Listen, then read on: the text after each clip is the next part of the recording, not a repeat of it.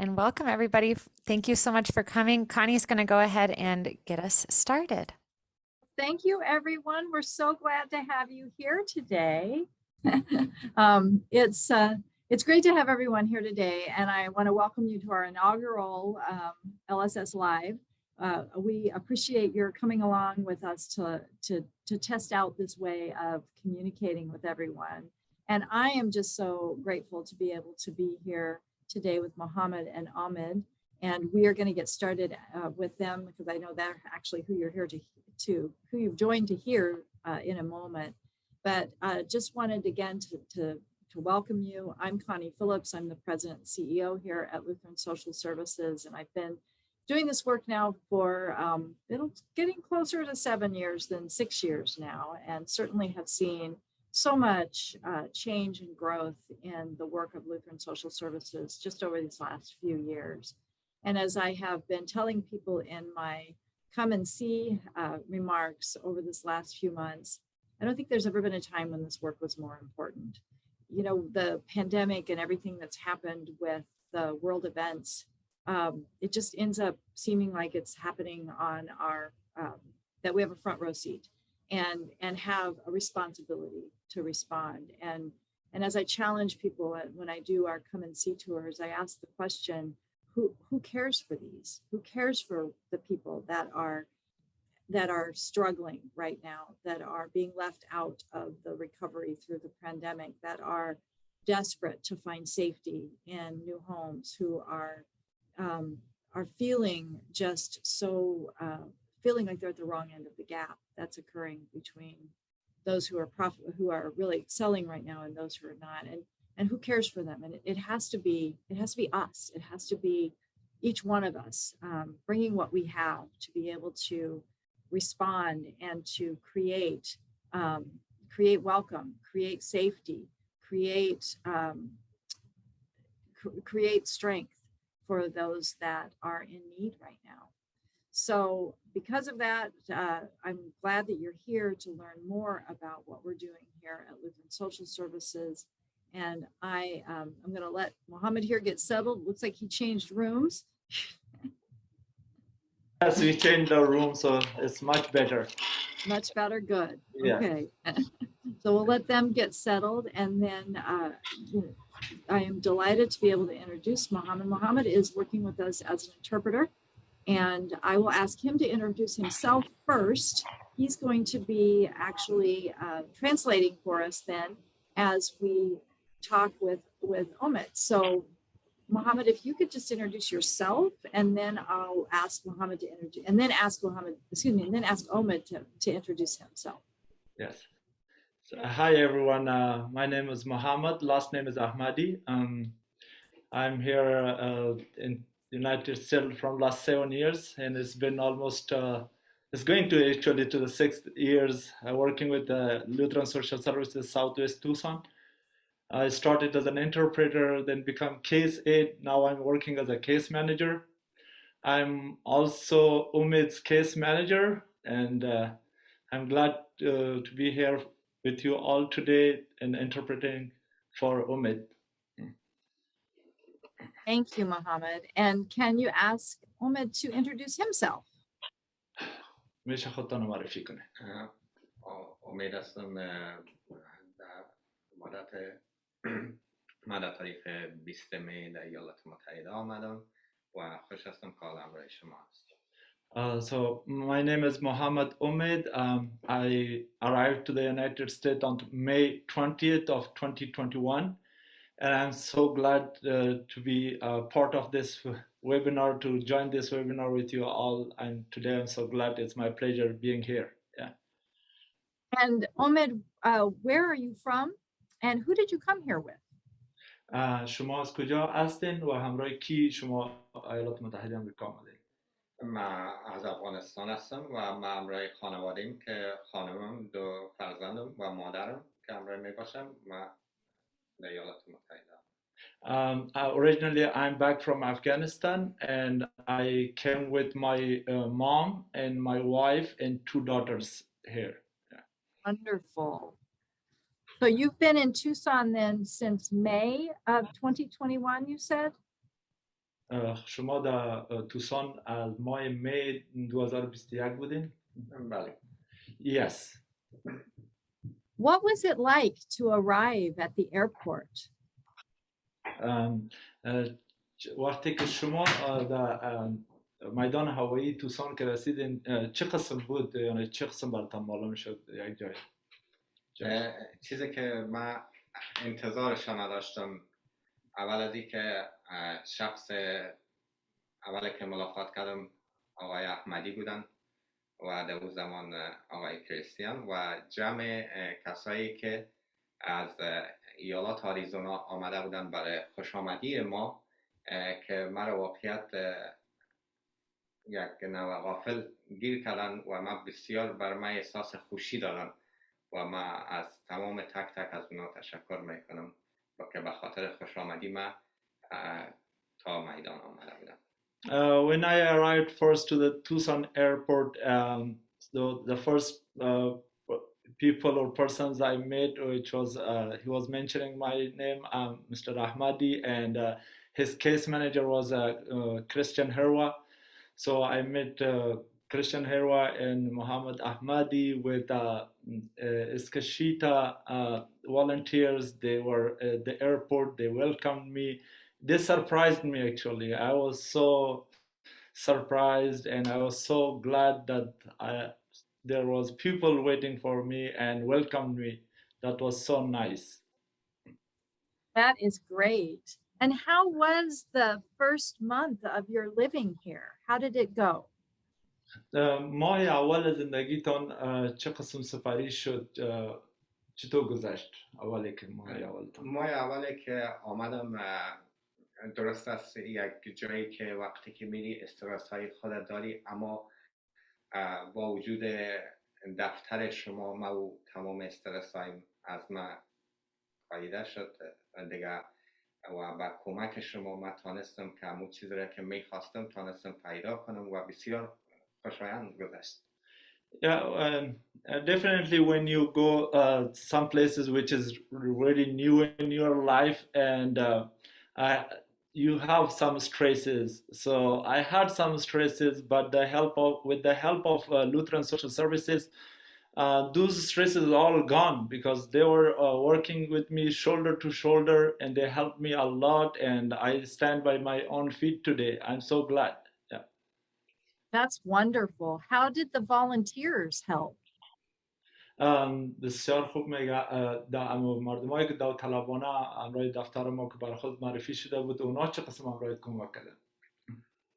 من از کمک های از اونا اگر بگویم کمک هایشان به پایان است تا بالا ادامه داره و اونا حالا من حیث یک شخصی که برای من کمک میکنن نه، من به حیث یک خانواده خود اونا را میدانم که واقعیت لحظه به لحظه در کنار من برای من کمک کردن و من زندگی من سر پای ساختن و در تمام در خرید موتر و در تمام که چیزایی را که در یونایتد استیت برای من نو بود اونا پاماندن و من تانستم که به خوبی اونا را پیش ببرم و من برای از اونا از تک تکشان قدردانی و تشکری میکنم. It's not their help isn't ended yet. They are still helping me and it's non-forgettable, their helps. They helped me step by step, shoulder to shoulder with a job, with buying a car, getting my driving license. They worked really hard with me. Now I'm not looking them as a volunteer or strange people to me. I'm looking them as my family. And I'm so glad from them. I appreciate it from them. And we are like feeling like we've been together from a long time, not like I just met them here and we are a part of family right now. I'm so glad. And as much as say thank you, it's less for their help, for whatever they have done for me. It's non-forgettable and I'm so appreciated from them and they are part of my family now. I bet they have the same I would bet they would say the same thing, that they feel like you, Omid, are part of their family. میگم ما هم به یه شکی ندارم که اونا هم خودت یک عضو خانواده خود فکر کنن. تشکر از لطف نظرت. Yeah, thank you very much. Yeah. So what has surprised you about living in the United States? Anything surprise you? چی چیز شما را سرپرایز ساخت یا غافلگیر ساخت زندگی در یعنی مختلف زندگی را دیدین که در امریکا؟ چیزی که مرا ایجاد سرپرایز ساخت واقعیت کمک هایی که از طرف دفتر شما و کمک هایی که از همین کسایی که کمک کننده هستن مرا واقعیتی غافلگیر ساخت و من سرپرایز شدم با وجود دفتر شما، کمک های شما و کمک هایی که کسایی که از طریق دفتر شما همراه من میکنن و تا بالا ادامه داره اینمی مرا بسیار غافلگیر ساخته. The one thing like surprised me the most, which was the help of Lutheran social services and the help of volunteers. Like I was never expecting this much, so I never thought about it. So I'm gonna go, and there's an agency, Lutheran social services agency, and volunteers gonna work with me step by step and helping me with until I get standing by my own feet. That was really big surprise for me. Yeah. Wow. Wow. Well, that's wonderful. Is there anything else that you would like to share with us, Omid? Anything else you'd like to tell us? چیز دیگر اگر دوست داشته باشی همراه ما شریک بسازی، هر چیزی که در ذهنتان باشه که بر ما بگویی، چیزی گفتنی داشته باشین خودتان. من چیزی را که اول از شما تشکری میکنم از شخصی که چنین پروگرام را به خاطر کیفیتی که کمک میکنه هم برای من و هم برای شما این کیفیت مهیا میکنه و من تشکری میکنم بازم از شما که از من دعوت کردین و من بسیار راضی هستم و خوش هستم که امروز تانستم همراه شما دقایقی باشم. امی یک چند دقیقه برای من بسیار انرژی داد و من از این انرژی به یک چیز موفقیت نگاه میکنم و تشکر میکنم از دعوتتان. The other thing I would like to share, which I'm so thankful whoever create or build the agency to help these refugee families when they come here, and they are helping those families and make them to stand by their own feet. I'm so glad, and also I get more energy right now that I got invited by you all. I'm here among you all. I'm getting so more energy, and I'm so thankful, and I feel like I'm gonna move on and to get more success in my life. Yeah. Wow. Well, it is wonderful to meet you, Omid, and I wish you the very best as you continue to create your life here in Tucson. Yeah. بسیار زیاد میگه خوشحال هستیم که از داشتن خودت اینجا، از ملاقات خودت اینجا، و ما امیدوار هستیم که در زندگی کامیاب و خوشی داشته باشید در توسان. ممنون. من از شما تشکر میکنم و میخوایم یک کوتاه فرصت برای من دادین. تشکر میخوایم من از ایالات متحده و از دولت آریزونا تشکر کنم که تانستم که تمام این چیزایی را که ما حالا بیان میکنیم فرصت را که برای من در زندگی من برای من مهیا کردن. من تشکر میکنم. Yeah, and thank you very much. I'm so glad. I really appreciate for your opinion about me, for your thought.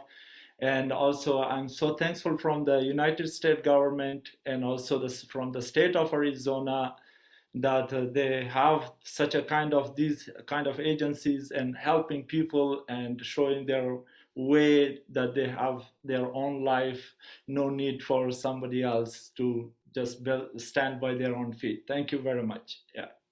Oh, It is a wonderful, wonderful time to be able to offer this support. Thank you, Mohammed, and thank you, Omid. You're very welcome. Thank you. بسیار وقت خوش. من از شما تشکر میکنم. Thank you very much. Thank Thank you.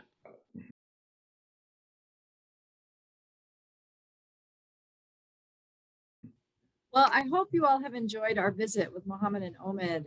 This is really wonderful to get a chance to hear directly from someone who is doing the work, Mohammed, and then someone who is a partner and receiving that support and going forward. And I know for me, a couple of things that really stood out is that value of the volunteers, the value of the people who are willing to open their hearts to getting to know someone who has come from a culture so different than our own, and how that Omid considers the volunteers family, and I'm sure that our volunteers would consider Omid family. So that just it really stands out for me. So what a blessing, what an honor to be able to do what we are called to do, which is to welcome the stranger and to walk alongside and to support people as they stabilize and as they build a foundation from which they can thrive. And I hope you also heard that standing on his own feet is really important too, and so that preserving dignity and respect. So what a beautiful story of LSS's mission, really just in front of us. And I want to give you all just to take a few more minutes to give you an update. I know we have just a brief time together this afternoon. We've all been waiting anxiously for the Afghanistan parole program to actually begin and get going in earnest. And I'm really happy today to report, I just got these numbers this morning, so let me just check my notes, that in Tucson, there have been 10 cases representing 23 people that have already arrived. And tomorrow, or this week, we're expecting another 3 cases with 9 more people. So we are seeing the cases, the individuals, the families start to come. In the Phoenix area, we have seen 13 cases arrive, representing 36 people in those families or with individuals. And then we have 3 cases that are coming just this next week with 6 people that'll be arriving. And we've had 3 walk-ins. So folks that's just people who have come on their own through another channel. And then when they get here, they come to us. Usually they come with a family or a sponsor, and then they would come to us for services. So we are getting folks. On top of that, during the month of September, we also welcomed 6 cases in Tucson of regular resettlement people, folks from either Syria or the Democratic Republic of Congo. And in Phoenix, we welcomed 15 cases representing 40 people. The month of October always gets a sort of a moratorium time while we wait on the presidential determination. The president did sign a determination this year saying that there'll be up to 125,000 refugees welcomed into the United States. And that's in addition, that's just under the regular refugee settlement program, in addition to the folks that will come through the Afghanistan parole program. Excuse me. So we are expecting things to move forward. So this program is gearing up, it's heating up. So we are going to need volunteers, we are going to need co-sponsors, we are going to need furnishings, but just keep in mind that we have limited space. So it's sort of a just-in-time inventory system, to take a term out of retail, where we just don't have the ability to store things. So if you do have furnishing or household items that you want to donate, you can reach out, you can look at our Amazon wish list, you can let us know, but just know that we probably aren't going to be able to come and store a bunch of things. It really is just in time. There are other things happening in the organization with our other programs, and I want to just give you a few things, give you an update on a few things. We are starting a new program in Tucson called Safe Release, and this program works with people who are seeking asylum. So you've all understand there are unaccompanied minors that are brought into the United States that then need a sponsor family so that they can be released from custody, so that they can go to a family. That sponsor has to be vetted. And so what Safe Release does is has us do background checks and vetting and some limited case management just to start out, so that when the unaccompanied minor has identified that sponsor family and they've been brought together, we can do the background checks and make sure they have what they need to get started. So we are starting to do the Safe Release program in Tucson. We've been doing it in the Phoenix area for about a year now, and they're going to start in Tucson. The other thing that we have begun regarding children is we have begun to work with foster families who are accepting children from out of state. These are usually family members who a child may have been removed in Minnesota, but they don't have any family members in Minnesota, but they have maybe grandparents here in Arizona or an aunt and uncle. And so they arrange for the aunt or uncle or the grandparent to take the foster child here in Arizona. We're going through and licensing the home and working with the foster family to support them when they take those out of state placements. And that program actually, unfortunately, is growing. And we're getting quite a number of kinship families, they call them, who are caring for foster children. We're doing that support. Another expansion that's happening in the Phoenix area, and we're really excited about, is that we have begun to expand iHelp into the city of Glendale. And so we're actively looking for churches, volunteers in the city of Glendale that would be willing to house people who are experiencing homelessness overnight, once or twice a month in their facility. And then we're providing case management and we're providing all of the professional services. Then volunteers are needed to just assist in those families. We hope to be housing 12 to 15 people a night in various locations. So we're excited about that. And we just finished submitting an application to the city of Peoria to also expand into the city of Peoria. So we're really hoping that we can bring iHelp as a solution to more cities. I'm hoping to scale it and figure out a way that we can kind of turn into a toolkit that we could get outside of the Phoenix metro area at some point, because it's just such a great program. It's one that's we'll have to do, Heidi will have to do one of these about iHelp, because I'd love to talk a little bit more about what makes iHelp so unique and so important and such a great program to answer some of the huge needs there are in the growing issue of homelessness. We're also continuing to provide rent and utility assistance in the city of Phoenix, continuing to work with people who are in need in that manner. In aging and disability, which we do there in Southern Arizona, we are increasing our shopping and our Meals on Wheels in the Tucson area. And I'm very proud to say that we have finally raised the wages of our direct care workers to where we are one of the higher paying organizations. And that's a big deal, because we've been working on that since I got here. And we're obviously not where we want to be yet. We still are not paying the kind of wage that we'd like to pay, or that people deserve to receive. But we are making some progress, and we're excited about that. We are preparing for the 2022 Arizona legislative session, as well as continue to be engaged from an advocacy and education perspective at the congressional level. So we watch your email. We will be sending out an invitation for a kind of kickoff in November. We're planning to do a webinar on November 16th to be able to talk about the upcoming session and make sure people know what they can expect from us. Our board is going to be reviewing our policy framework, which just delineates the particular policies we'd like to be able to be active in this next year. They'll be approving that this month at our board meeting tomorrow. And then once that's approved, then we'll be working with various associations in the state of Arizona to be able to bring voice to the needs that we're so aware of with our own clients. And one of the other things that we're going to be working on is the Afghan Adjustment Act, which is a congressional act that is being introduced. The Afghan parole program is a little complicated. It is not regular refugee resettlement. It's a specific program that's been created to address this specific crisis of needing to evacuate folks from Afghanistan. What it does is it gives people the parole, it gives them the legal right to be in the United States, but just for 2 years. And during that 2-year period, they have to adjust their status because that parole runs out in 2 years.